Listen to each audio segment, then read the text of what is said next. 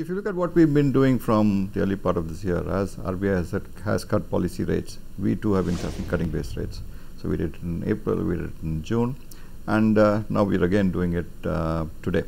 So the transmission to some extent has been happening, and as deposit rates have been lowered, we've been transmitting the lower cost of funds through our base rate reductions, and that is exactly what we're doing. So some of the past policy rate cuts feeding through deposit rates and therefore lowering our cost of funds is something, some of it we're passing right now.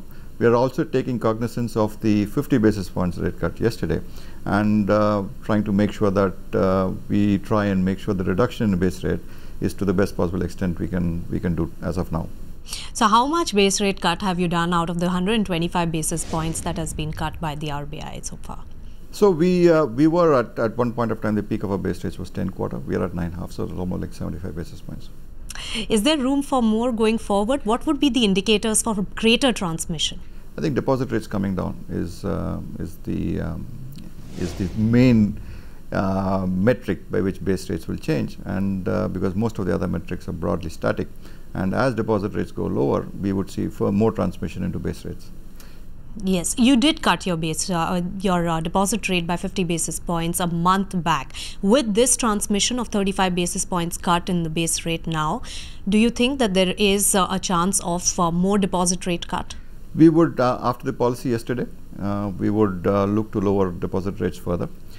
This is to make sure that the trajectory in terms of our margins remains unaltered, even though we have cut base rates by 35 basis points today. We expect our margins to be well above 3.5%, which is what we always maintained, and the trajectory in terms of what the margins, how the margins would behave, would broadly remain unaltered on the back of this base rate cut. So how much more deposit rate cut is expected, and when are you putting that in place? I think we look at the market conditions and trying to make sure we are in line with market. CD rates have come off today by about 25 basis points.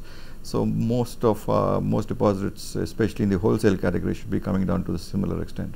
How's the credit offtake? Even though the base rate is cut and RBI has put in place at 50 basis points cut on repo rate, do you think that there will be enough credit offtake and more investments would kick in, as RBI Governor was saying? I think credit offtake as of now continues to be lackluster. I think if you look at the overall banking system numbers, it's much lower than what we've seen in the past. The 50 basis points rate cut yesterday is a big sentiment boost. It clearly improves cash flows as far as corporates are concerned, and gives the pool of available capital in terms of further investment clearly stands increased on the back of that. As risk appetite increases with the macro improving, private sector investment should come back, and that should aid credit growth. So we've been talking about private sector investments coming back for a very long time. Do you think that this 50 basis points cut by the RBI is a big enough trigger for that? Don't think so. Just a 50 basis points rate cut is going to open the floodgates in terms of private sector investment, but it surely contributes in terms of sentiment and risk appetite for people to be confident to try and put further money on the table in terms of fresh investments. So we are hopeful that it will happen sometime down the line.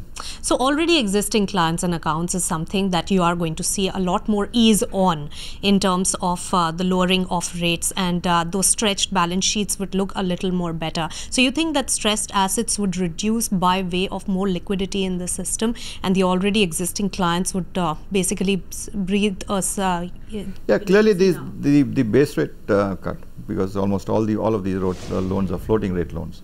This base rate cut would help them breathe a bit easier. But in terms of what lies ahead, I think it depends on how exactly the activities sort of perk up and projects stay on track and cash flows improve. Do you also think that are many corporates now ready to take that risk? Is that environment now more conducive because the rates have become more cheaper, cost of funding is lower? I think rates is one aspect in terms of an investment decision. It also depends on which sector you are, what opportunities you see, and in terms of demand growth, and what is the sort of operating leverage you have currently. If your capacity utilization is still say 60-70%, I think you still have operating leverage left. So it depends on the sector you are and how you see the growth in terms of demand, and that will determine. Find us on Facebook at facebook.com/ETNow and don't forget to click the like button. You can also follow us on Twitter at ETNowLive. To stay updated with all our programming, hit the subscribe button on our YouTube channel by logging on to youtube.com/user/ETNow.